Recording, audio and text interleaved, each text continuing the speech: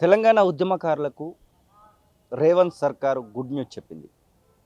అందులో భాగంగానే ఉద్యమకారుల గుర్తింపు కోసం ఒక కమిటీని ఏర్పాటు చేయడం జరిగింది. కేశవరావు చైర్మన్‌గా 5గురు సభ్యులతో కూడినటువంటి ఒక కమిటీ అయితే ఏర్పాటైంది. ఆ కమిటీలో మెంబర్‌గా ఉన్నటువంటి నాటి ఉద్యమ జేఏసీ చైర్మన్, ప్రస్తుత ఎమ్మెల్సీ, టీజేఎస్ పార్టీ అధ్యక్షుడు కోదండరాం మనతో పాటుగా ఉన్నారు. సార్ నమస్తే. మొత్తం మీద మీరు కోరుకున్నటువంటి ఒక అడుగు ముందుకు పడిందా అంటే మీరు దానిలో మెంబర్గా కనబడతా ఉన్నారు. ఉద్యమకారులను గుర్తించడం అనేది ఒక అంకం ప్రారంభమైనట్టుగా తెలుస్తూ ఉంది. ఆ కమిటీలో మీ పేరు కూడా ప్రధానంగా కనబడతా ఉంది. ఎట్లా అనిపిస్తూ ఉంది అసలు? కమిటీ అయితే అవసరం. ఎందుకంటే ఉద్యమకారులను గుర్తించటం అనేది అంత సులభం గాదు. పూర్తిగా దాన్ని ఆహ్, హ్మ్, ఉద్యోగులకు గూడా వదిలిపెట్టే విషయం కాదది. దాని మీద కొంత కృషి చేసి గుర్తించటానికి కొన్ని ప్రమాణాలు అనుకోవాలి. ఆ ప్రమాణాల ప్రకారం గుర్తించాలి. ఆ లిస్టు ప్రకారం వాళ్ళకు గౌరవం దక్కేటట్టు చూడాలి. అందుకోసం ఓ కమిటీ అవసరం అని భావించి మేము పదే పదే ఒక కమిటీ వేయాలని కోరినాం. గవర్నమెంట్ స్పందించింది.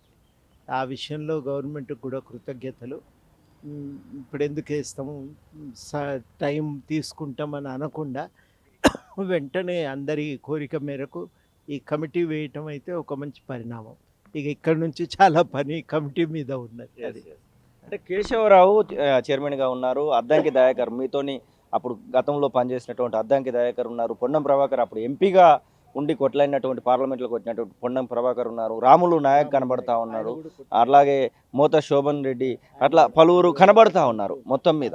అవును. వీళ్ళకి సంబంధించి అంటే మీరు ఎలాంటి ప్రొఫార్మా దీనిలో తయారు చేయబోతా ఉన్నారు? ఎట్లా గుర్తింపు ఉండబోతుంది అనుకుంటా ఉన్నారు? దీనిలో ఏమైనా గ్రేడ్‌లు ఉండబోతున్నాయా? ఏమైనా ఆలోచన చేస్తారా దానికి సంబంధించి? ఇప్పటికైతే ఏం ఆలోచన లేదు. హ్మ్. ఏదైనా కూర్చొని ముందు మేము మాట్లాడుకోవాలి, ఉద్యమకారులతో గూడా మాట్లాడాలి. అవన్నీ జరిగితే కదా ఒక నిర్ణయానికొచ్చేది. దానికోసం కొంత టైం పడతది. తప్పకుండా అందరం కూర్చొని మాట్లాడి ఒక నిర్ దీనికి ముందు ప్రొసీజర్ అనుకోవాలి. యెస్. ప్రొసీజర్ అయిన తర్వాత ఒక క్రైటీరియా తయారు చేస్తే అప్పుడు క్రైటీరియా ప్రకారం గుర్తింపు కోసం పని మొదలుపెట్టాలి. కాబట్టి ఇవి కొంచెం ఆహ్, సంక్లిష్టమైనదే. అందుకని కొంత సీరియస్‌గా చేయాల్సిన అవసరం. యెస్. 2023లో అధికారంలోకి రావడానికి మేనిఫెస్టో తయారు చేసిన దానిలో ఉద్యమకారులకు సంబంధించి 3, 4 పేజీలు దానిలో ప్రధానంగా ఉన్నాయి.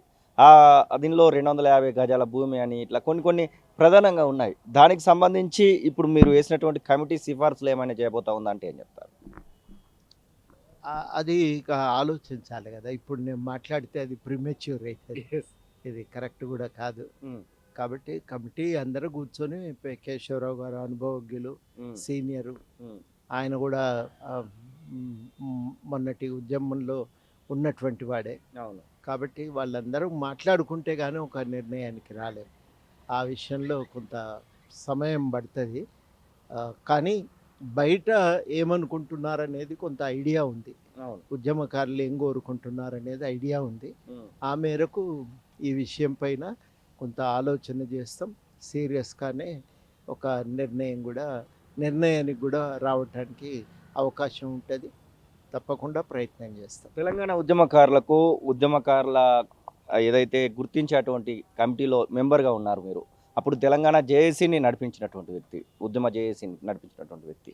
ఉద్యమకారులకు ఏం చెప్పబోతా ఉన్నారు? ఈ 2 సంవత్సరాలలో ఏదైనా జరిగిద్దా అంటే దానికి సమాధానంగా ఏం చెప్పబోతా ఉన్నారు? కమిటీ పని వేగవంతంగా నడిపించటానికి తప్పకుండా ప్రయత్నం చేస్తాం. అది మాత్రం ఈ సమయంలో నేను హామీ ఇవ్వగలను. హ్మ్. మిగతావి ఏవైనా అందరం కూర్చొని మాట్లాడుకుంటే తప్ప నిర్ణయానికి రాలేం. కాబట్టి నేను మాట్లాడటం సమంజసం గూడా కాదు. ఓకే. అందరి తరఫున. మొదటి భేటీ ఎప్పుడు ఉండబోతా ఉంది? కేశవరావు గారు చైర్మను, మీ 5గురు సభ్యులతో ఇంకా కూడింది. తెలియదు. హ్మ్. ఇంకా తెలియదు. హ్మ్. ఒకసారి కేశవరావు గారిని కలిసి మాట్లాడితే గానీ దీనిపైన ఒక నిర్ణయం సాధ్యం గాదు. గతంలో కొంతమంది ఉద్యమకారులకు సంబంధించినటువంటి పత్రాలను ఇచ్చేటువంటి ప్రయత్నం చేయడం జరిగింది. ఉద్యమకారులు అని చెప్పి. మీరు చాలా ప్రాంతాలలో గూడా ఆ కార్యక్రమాలలో పాల్గొన్నారు. అలాంటి పత్రాలతో ఉన్నటువంటి వాళ్ళే 10,000, 20,000 మంది ఉంటారని ఒక అంచనా. తెలంగాణ రాష్ట్ర వ్యాప్తంగా. ఎఫ్ఐఆర్‌లను ప్రామాణికంగా చేసుకుంటే బాగోదు అనేటువంటి ఆ మాటలు గూడా మీ దగ్గర గూడా చేరి ఉంటాయి. అట్లాంటి సిట్యుయేషన్స్ వచ్చినప్పుడు ఎలా అనే దానికి సంబంధించి ప్రీమెచ్యూర్ క్వెషన్ అయినప్పటికి కూడా ఎట్లా దానికి ముందుకు పోదలుచుకున్నారు? ఉద్యమకారుల గుర్తింపు అనే విషయంలో. అందరం కూర్చొని మాట్లాడుకుంటే పరిష్కారం దొరుకుతుంది కదా! ఏదైనా గానీ అరిస్టాటిల్ చెప్తాడు, "ఒకళ్ళం కూర్చుంటే దొరకదు గానీ, అందరం కూర్చొని మాట్లాడుకుంటే తప్పకుండా ఓ పరిష్కారం దొరుకుతది." కాబట్టి అందరం కూర్చొని మాట్లాడుకుంటాం. ఓ పరిష్కారాన్ని సాధిస్తాం.